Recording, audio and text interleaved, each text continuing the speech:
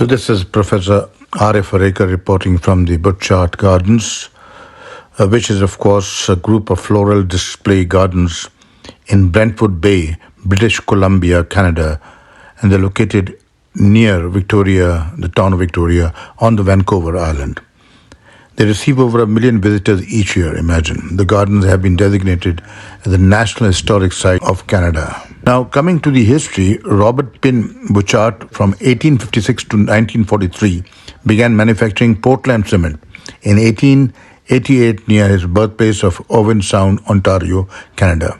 He and his wife Janet Butchart from 1866 to 1950 came to the west coast of Canada because of the rich limestone deposits necessary for cement production. In 1907, Isaburo Kishida, a 65-year-old garden designer from Yokohama, Japan, came to Victoria at the request of his son to build a tea garden for Esquimalt George Park. You can see all this in the video. This garden was wildly popular. Several prominent citizens like Jenny Butchart, among them, commissioned Kishida to build a Japanese garden for their estates elsewhere. In 1909, when the limestone quarry was exhausted, Jenny set about turning it into the sunken garden, which was completed in 1921. They began to receive visitors to the gardens in 1926. They replaced the tennis courts, as you can see, with an Italian garden. And in 1929, they replaced the kitchen vegetable garden with a large rose garden to the design of Butler's Sturtevant of Seattle.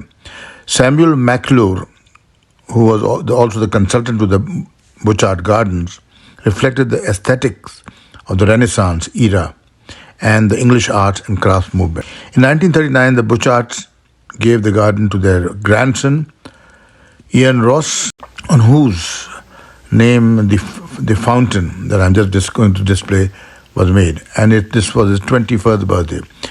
Of course, Ross was involved in the operation, and of course, he looked after the gardens till his death at 58 years of age. So in 1964, the ever-changing Ross fountain was installed in the lower reservoir, as I've told you, to celebrate the 60th anniversary. In 1994, Canadian Heraldic Authority granted a coat of arms to the Butchart Gardens. In 2004, 230-foot totem poles, you can see, were installed to mark their 100th anniversary, and the gardens were designated as a National Historic Site. The ownership of the garden still remains with the Butchart family. The owner and managing director since 2001 is Butchart's great-granddaughter, Robin Lee Clark. In 1982, the Butchart Garden was used in inspiration for the gardens of Canadian Pavilion. In December of 2009, the Children's Pavilion came in and the Rose Carousel opened. So all in all, this is one of the best gardens I've seen. One of the best, of course, in my 38 years of travel. Hope you have enjoyed this short video on the Butchart Gardens on the Vancouver Island. And if you have, do subscribe to our channel. We have more to offer from Vancouver in the coming videos.